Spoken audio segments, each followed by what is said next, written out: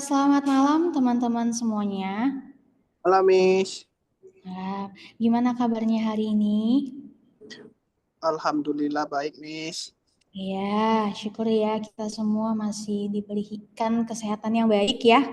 Oke, jadi hari ini kita masuk ke dalam Iya. pertemuan yang ketujuh ya. Yang ketujuh ini dalam mata kuliah manajemen pemasaran dengan topik market research, segmentation, targeting, and positioning ya.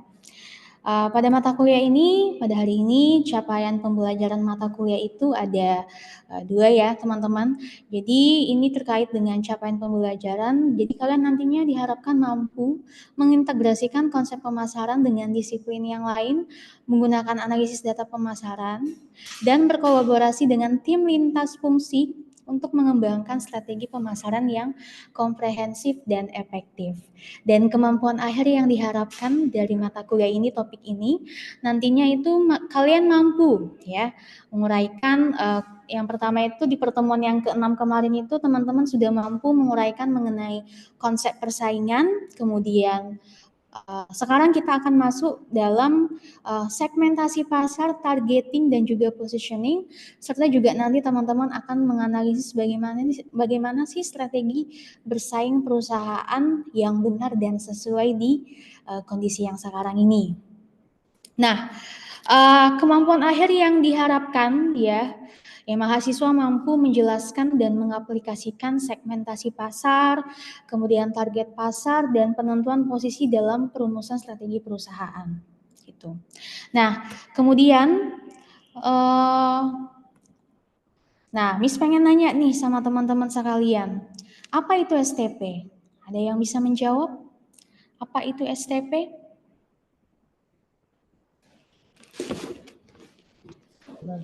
Silahkan, mungkin teman-teman sekalian. Apa itu STP? STP itu kebanyakan dari segmentasi, targeting, dan positioning. Oke, ya betul sekali. Kelvin ya? Ya, Miss. Oke, Kelvin mengatakan bahwa STP itu kepanjangan dari segmentasi, targeting, dan positioning. Kalau untuk pengertian segmentasi sendiri, ada yang bisa membantu Miss untuk menjawabnya? Untuk segmentasi? Saya, Miss. Ya, satu orang siapa? Edi, Miss. Edi, ya silahkan Edi. Segmentasi proses membagi pasar menjadi kelompok-kelompok konsumen berdasarkan karakteristik tertentu, misalnya demografi, psikografi, perilaku atau geografis. Oke. Kemudian itu sangat betul ya. Jadi memang kalau untuk segmentasi adalah proses di mana kita membagi kelompok-kelompok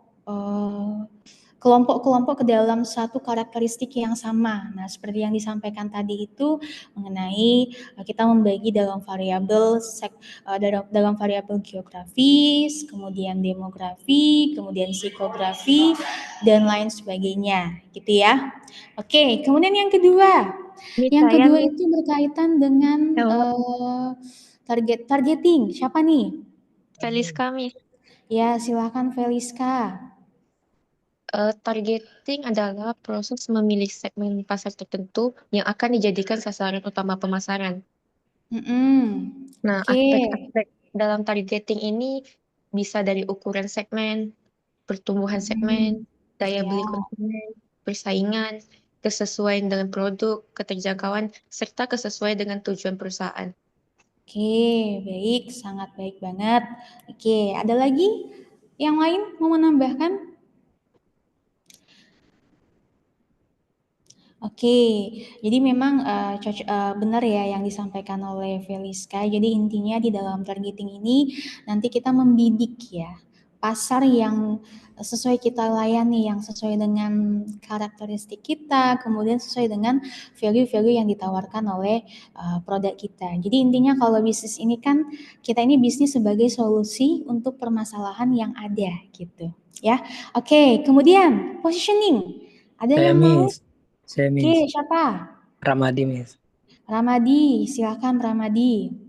Yaitu positioning adalah menentukan bagaimana produk atau merek ingin dipersepsikan di benak konsumen dibandingkan dengan pesaingnya. Oke, betul. Oke, terima kasih Ramadi. Yang lain? Ya, Miss. Siapa? Ada lagi? Oke, jadi betul ya yang disampaikan oleh Ramadi. Jadi positioning ini adalah kegiatan di mana kita sebagai bisnis atau perusahaan itu berupaya ya untuk menempatkan diri di benak konsumen. Ya, bagaimana caranya? Nah, nanti akan kita lihat strateginya. Nah, STP ini merupakan strategi pemasaran yang memang sangat penting ya, sangat krusial di dalam kegiatan menyusun pemasaran dan bagusnya teman-teman sudah memahami di awal. Oke, baik, kita lanjut ya.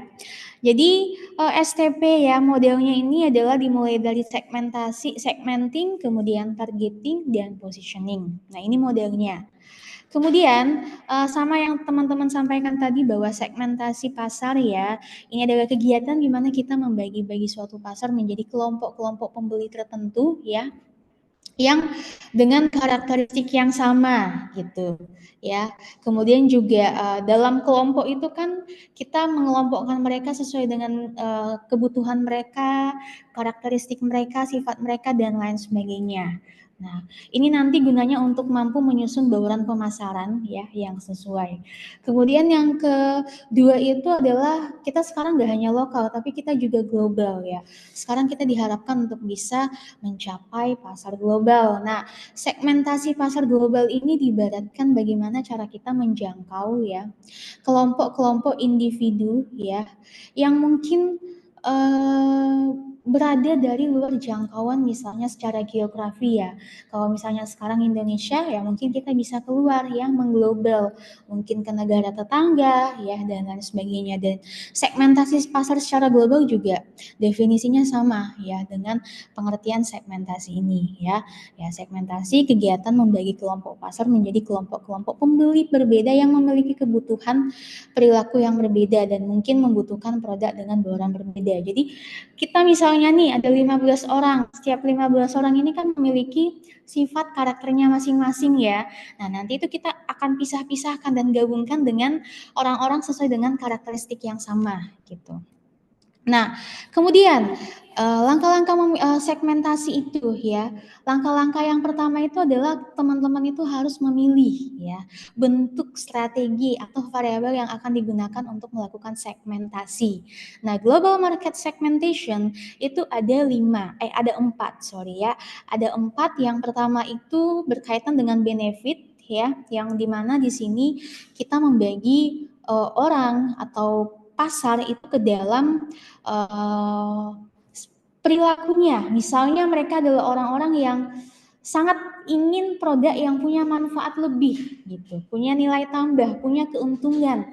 Dan konsumen-konsumen yang ada di dalam pasar ini adalah konsumen yang ingin mencari advantage ya.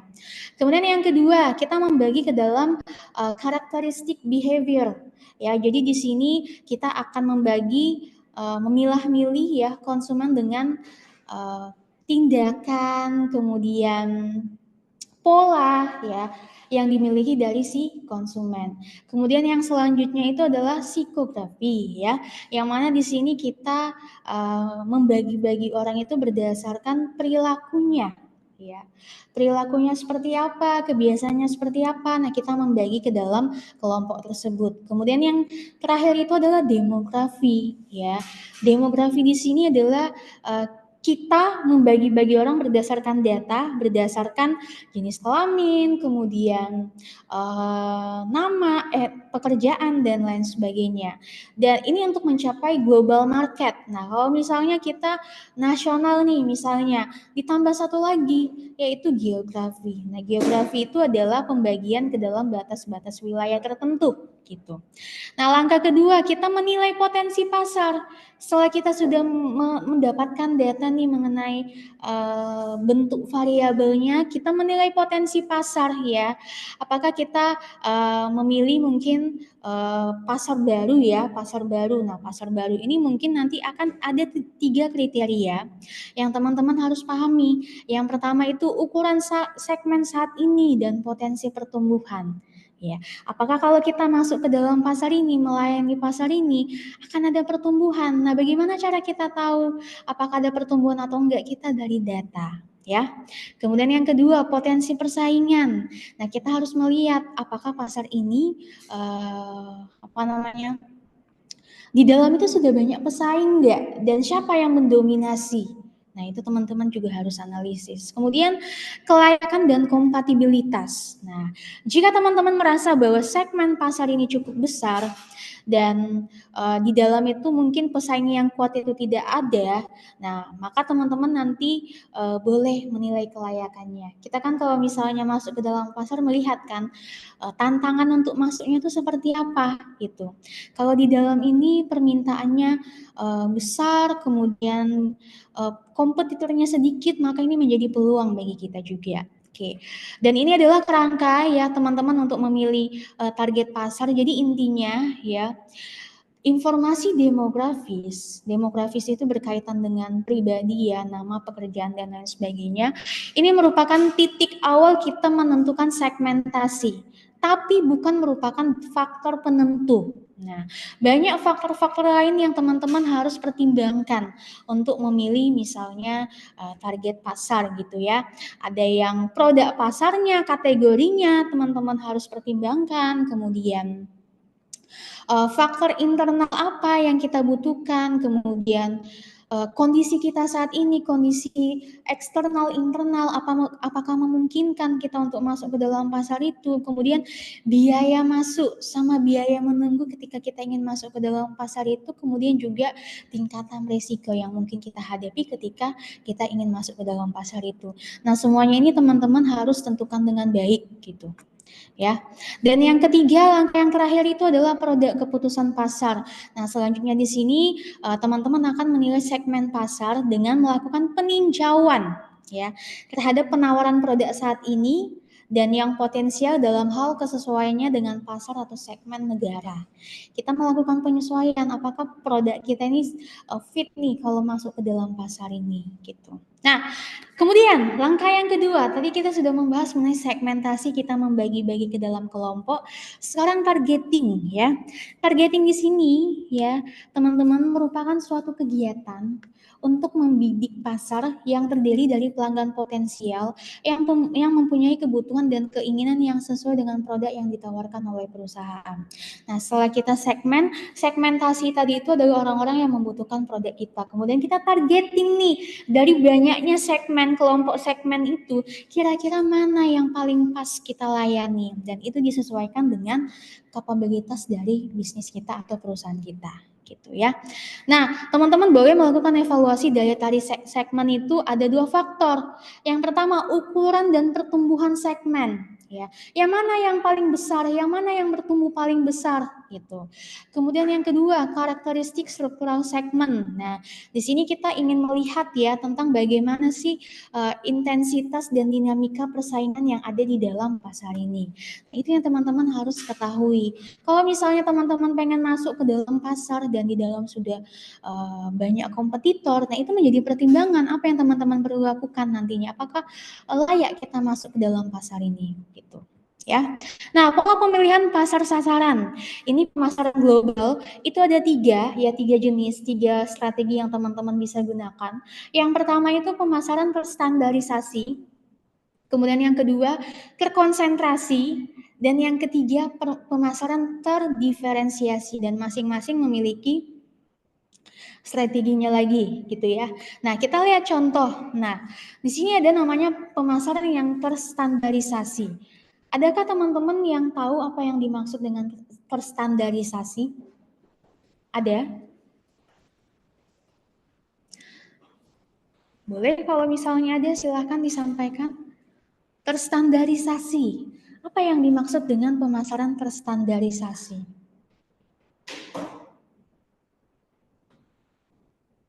Ayo, boleh mungkin siapa? Klaus atau Heshen atau Felix? Silahkan. Apa yang dimaksud dengan pemasaran terstandarisasi?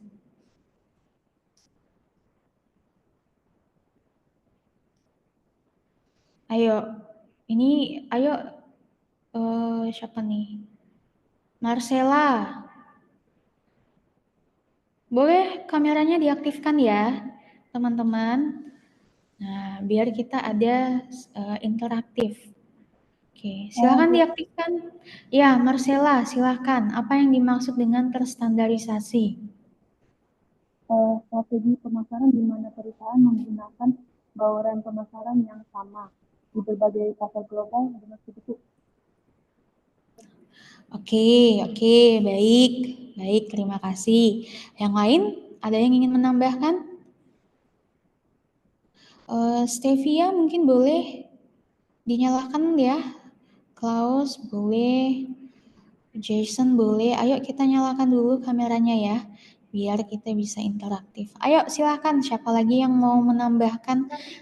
Ya silahkan. Ya silahkan. Pemasaran terstandarisasi itu artinya pemasaran yang memiliki strategi dalam suatu perusahaan menggunakan pendekatan produk atau promosi yang sama atau mirip dengan semua pasar. Oke, baik sekali. Oke, terima kasih. Oke, jadi teman-teman sudah mampu menjelaskan dengan baik ya. Jadi memang terstandarisasi itu adalah kita mengeluarkan strategi yang memang sudah ada di dalam perusahaan kita, sudah tetapkan nih nanti. Ya, produknya nanti akan seperti ini, sudah ada standar peraturan yang menjadi patokan ya. Nah, kemudian yang kedua itu terkonsentrasi. Nah, apa yang dimaksud terkonsentrasi? Ada yang bisa jawab? Pemasaran terkonsentrasi?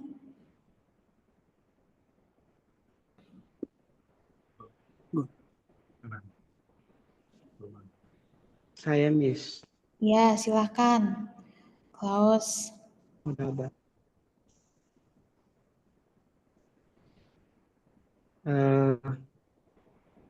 Pemasaran terkonsentrasi itu strategi pemasaran di mana suatu perusahaan itu memfokuskan seluruh upaya pemasarannya pada satu segmen pasar tertentu yang spesifik. Oke, baik. Terima kasih, sangat baik ya. Ya, jadi betul ya, terstandarisasi ini artinya terkonsentrasi ini adalah memang perusahaan itu memasarkan produknya pada segmen-segmen tertentu. Gitu. Ya. Oke, baik. Kemudian yang terdiferensiasi. Ada yang bisa menjawab? Terdiferensiasi. Ya, silahkan. Siapa nih? Edi ya? Ramadi, Miss. Oh, Ramadi ya, silahkan. Pemasaran terdiferensiasi adalah strategi pemasaran di mana perusahaan menyesuaikan produk, promosi, atau strategi pemasaran untuk setiap segmen pasar yang berbeda. Oke, sangat baik ya, betul ya. Jadi memang kita menetapkan strategi-strategi khusus sesuai dengan segmen kita. Nah, di sini kan ada pasar yang berbeda, kemudian ada juga multi segmen. Nah, itu strategi pemasaran kita nanti disesuaikan dengan segmen kita yang kita pilih. Gitu ya. Oke, sangat baik. Teman-teman sudah memahami dengan baik ya. Nah, ini adalah contohnya. Contoh dari pemasaran terstandarisasi. Ya, sekarang itu kan terstandarisasi itu adalah pemasaran yang massal dan juga targetnya tidak terdiferensiasi. Artinya semua orang bisa pakai, semua orang bisa beli. Kegiatan pemasarannya semua orang bisa masuk nih. Nah, contohnya apa? Revlon. Revlon itu enggak hanya Revlon itu semua usia, gender pun juga, karena mereka enggak hanya memproduksi kosmetik, tapi juga banyak produk-produk lain seperti sisir dan lain sebagainya. Dan memang mereka mengatakan bahwa semua orang bisa membeli dan ini memang produknya massal gitu. Kemudian yang kedua, Estee Lauder ya, tahu ya brand ini ya. Nah, ini dia masuk ke dalam pemasaran yang terkonsentrasi, yang mana mereka fokus sama pasar niche. Ya, niche itu adalah ceruk pasar yang memang di dalam berisi orang-orang yang sedikit dengan karakteristik yang unik dan memang mereka tuh ibaratnya kalau di dalam hal ini premium ya, eksklusivitasnya itu tinggi gitu. Kemudian juga ada segmen tunggal ya. Nah, kalau untuk Estée Lauder sendiri, dia ini dikenal sebagai produk kosmetik untuk kalangan atas ya. Kalangan atas itu segmennya sudah terkonsentrasi gitu. Kita yang misalnya kalangan yang menengah gitu ya, udah pasti kan kita bukan pasar dari si Estée Lauder ini. Ketika mereka melakukan pemasaran dengan harga yang sekian, pasti kita akan merasa bahwa mending saya beli ini, mending saya beli itu. Nah, itu berarti kita bukan pasar dari si Estée Lauder ini, dan Estée Lauder memang sudah punya pasarnya sendiri ya. Kemudian yang terakhir itu adalah pasar yang terdiferensiasi menyesuaikan dengan kebutuhan pasar ya. Mereka melayani banyak pasar, multi segmen, gak hanya 1, 2, tapi lebih dari 2. Nah ini teman-teman lihat Coca-Cola sekarang itu gak hanya yang kita kenal itu kan yang paling yang 54 gram sugarnya itu ya. Nah Coca-Cola itu banyak jenisnya disesuaikan dengan targetnya. Ada orang yang untuk yang tidak suka gula, ada yang untuk diet. Nah, itu disesuaikan dengan kebutuhan dari pasarnya, produknya disesuaikan gitu ya. Oke. Nah, kita sudah segmentasi, targeting, dan yang terakhir itu adalah positioning.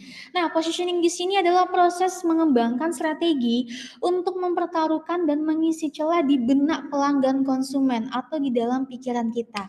Seperti yang Miss bilang tadi, kalau Miss bilang air mineral, teman-teman langsung bilang aqua. Kalau Miss bilang aqua, teman-teman langsung menjawab bahwa air pegunungan gitu kan. Nah, itu adalah posisi yang sudah ada di dalam benak kita. Kalau kita mengucapkan brand, kita langsung ingat posisinya seperti apa di benak kita. Gitu ya. Nah, proses positioning ini dimulai dari analyzing customer ya. Kemudian nanti diakhiri dari product characteristic study ya. Jadi ini polanya, prosesnya sistematis ya. Kita akan lakukan secara berurutan gitu ya. Dan kemudian strategi positioning yang pertama itu kita memposisikan produk dengan cara mengasosiasikan atribut atau manfaat tertentu ya. Misalnya ada mobil yang dia itu mengklaim bahan bakarnya itu misalnya bisa dari cahaya matahari. Nah, itu adalah manfaat yang tidak dimiliki oleh kompetitor yang lain gitu ya. Kemudian juga ada kualitas dan harga.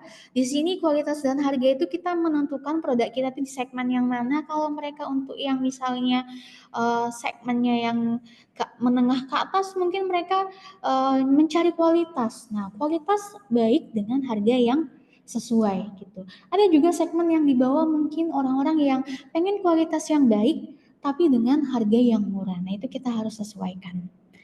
Kemudian yang ketiga, penggunaan atau pengguna produk. Ini tentang bagaimana kita membedakan diri kita menggunakan produk kita, menggunakan produk barang kita. Misalnya Tesla, misalnya kita menggunakan mobil Tesla itu kan berbeda dengan mobil konvensional pada umumnya, dan itu yang menjadikan dia berbeda. Kalau kita menyebut mobil listrik, pertama kali yang ada di benak kita itu hanya merek yang pertama Tesla. Baru setelahnya merek-merek yang lain gitu. Kemudian yang keempat itu adalah berkenan dengan pesaing. Nah, kita mengkaitkan produk kita dengan pesaing ya, posisi kita dengan pesaing, dan kita menunjukkan apa yang menjadi keunggulan dari produk kita dibandingkan pesaing. Dan yang terakhir itu adalah kelas produk tertentu ya, kita mengklasifikasikan, memposisikan diri kita sebagai pemimpin di dalam kelas pasar tertentu ya.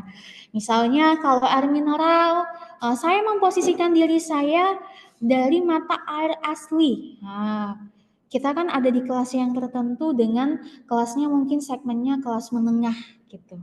Dengan harga yang lebih mahal dibandingkan yang lain, tapi apa yang menjadi keunggulan dari produk ini? Kategorinya apa? Itu misalnya dari packaging dan lain sebagainya gitu ya.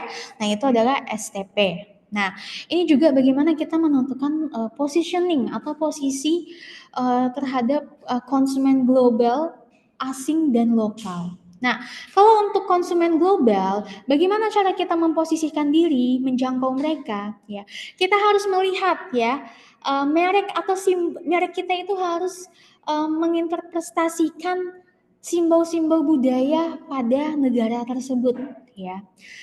Contohnya misalnya remaja global, elit global, dan lain sebagainya. Kemudian yang kedua, itu adalah teknologi yang tinggi dan produk dengan high touch ya. Kita sesuaikan dengan ke negara mana kita pergi ini. Kemudian yang terakhir itu tema pemposisian, itu kita sesuaikan dengan negara yang kita pengen ya. Jangan sampai nih misalnya kalian mau masuk ke dalam satu negara membawa produk atau produk yang itu sangat bertentangan dengan budaya yang ada di dalamnya. Jadi kita harus menyesuaikan dan strategi pemasaran itu harus kita susun dengan kesesuaian setiap daerah negara yang ada. Kita masuk misalnya ke Batam, kita menyesuaikan dengan karakteristik orang-orang di Batam. Kita ke Malaysia, kita juga menyesuaikan dengan karakteristik orang-orang di Malaysia, gitu ya. Kemudian untuk budaya konsumen asing ya, kita ini lebih sering memposisikan diri dengan cara mengaitkan penggunaan merek ya, kemudian kesempatan penggunaan atau asal produk dengan negara atau budaya asing ya. Dan tema pemposisian ini tidak dapat masuk ke dalam budaya negara tanpa ada modifikasi, sama seperti sebelumnya ya. Kita masuk ke dalam negara, temanya itu harus disesuaikan dengan budaya yang berkembang, culture yang berkembang di negara atau daerah tersebut. Kemudian untuk konsumen lokal, misalnya Indonesia. Nah, kita bisa mengkaitkan merek kita dengan budaya yang berkembang di Indonesia. Ya, baik itu simbolnya dan lain sebagainya. Dan kita tema pemposisiannya juga tidak boleh keluar dari budaya yang ada di Indonesia gitu ya. Oke. Nah, ini adalah contoh strategi positioning ya. Jadi strategi positioningnya ini dari Spotify. Nah, teman-teman tahu Spotify ya? Tahu? Pernah menggunakan? Tahu. Ya, pernah menggunakan, sudah pasti pernah ya dalam. Nah, Spotify ini strategi positioningnya itu dikenal sebagai suatu aplikasi yang menyajikan musik ya, yang bisa kita dengarkan baik online maupun offline, dan ini sekarang menjadi trendsetter ya. Awal mula sekarang kan kita ini apa-apa itu Spotify, apa-apa Spotify. Kita kalau mendengar musik sekarang menggunakan Spotify. Dan keunggulan yang dimiliki dari Spotify ini adalah kita masih bisa tetap mendengarkan musik walaupun dengan adanya iklan dibandingkan dengan mungkin aplikasi yang lain ya, yang mana kita harus berlangganan, lebih eksklusif. Nah, inilah strategi positioning ketika kita pertama kali ingin mencari aplikasi musik online. Pasti pertama kali itu Spotify. Dan sekarang lagi booming ya Spotify sampai detik ini. Dan sekarang gak hanya musik yang ada di dalam, juga ada podcast dan audiobooks dalam satu tempat. Gitu ya.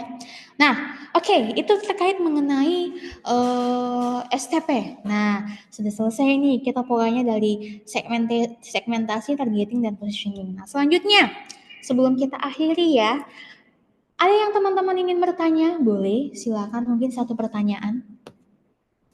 Ada satu pertanyaan mungkin dari teman-teman? Ini adalah pertanyaan yang nanti kita akan analisis ya, silakan. Saya Miss mau bertanya. Ya, silakan. Haitian ya? Iya. Ya, silakan Haitian. Yang tentang segmentasi. Oh ya, segmentasi. Ya. Itu apakah boleh pakai lebih dari dua atau lebih dasar segmentasi dalam satu strategi gitu? Oke. Jika iya, kapan sih lebih baik dilakukannya itu? Apalagi di zaman yang digital ini. Oke, baik.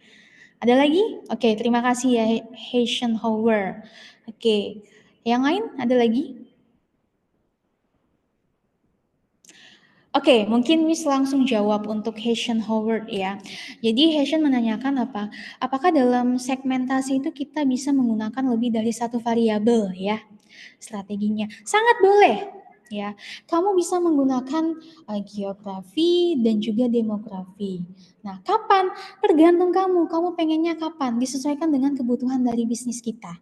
Jadi kalau untuk segmentasi ini kita sesuaikan dengan karakteristik produk yang kita miliki, nilai dan budaya yang kita miliki gitu. Atau mungkin masalah dari bisnis yang kamu angkat gitu. Jadi bebas banget kalau untuk segmentasi sendiri itu bebas banget ya. Satu boleh, lebih dari satu juga boleh. Kapan waktu terbaik? Ketika kamu ingin masuk ke dalam pasar. Itu waktu terbaik kita menggunakan segmentasi, variabel segmentasi. Itu Heshen. Gimana? Terima kasih Bu, Miss. Oke, baik. Terima kasih. Ada lagi?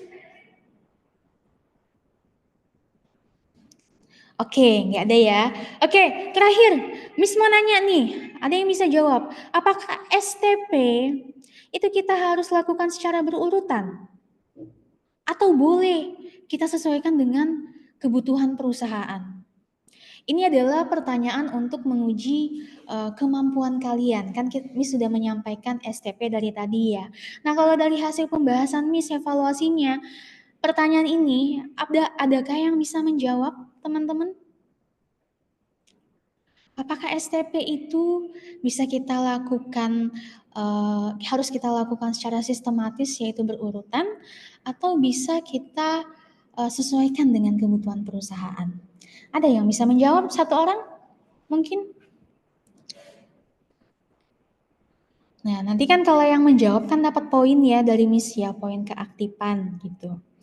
Jadi silahkan, mungkin ada yang mau menjawab iya apa enggak nih? Iya, Madia, Miss. Ya, Madia, silahkan Madia.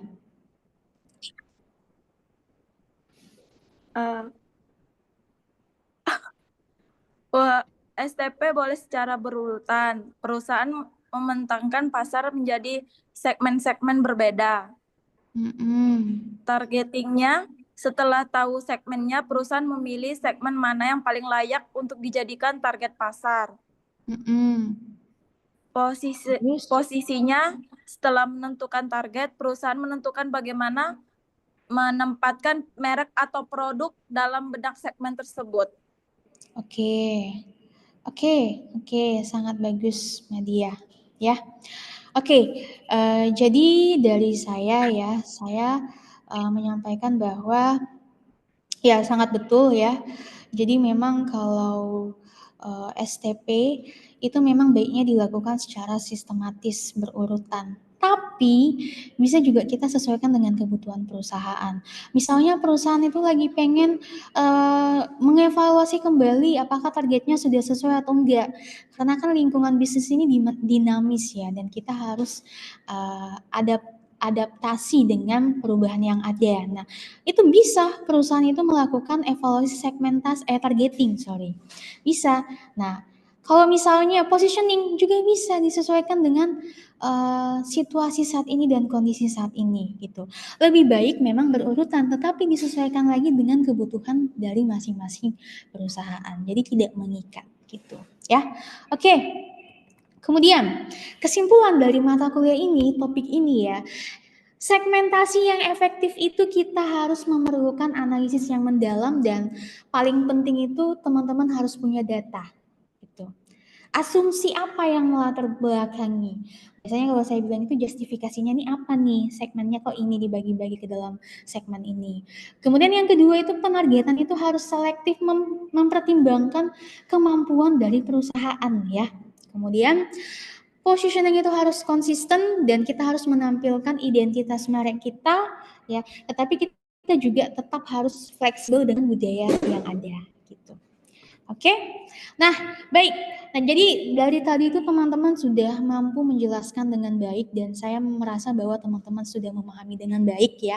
Dan topik kita pada hari ini memang hanya sampai di STP saja.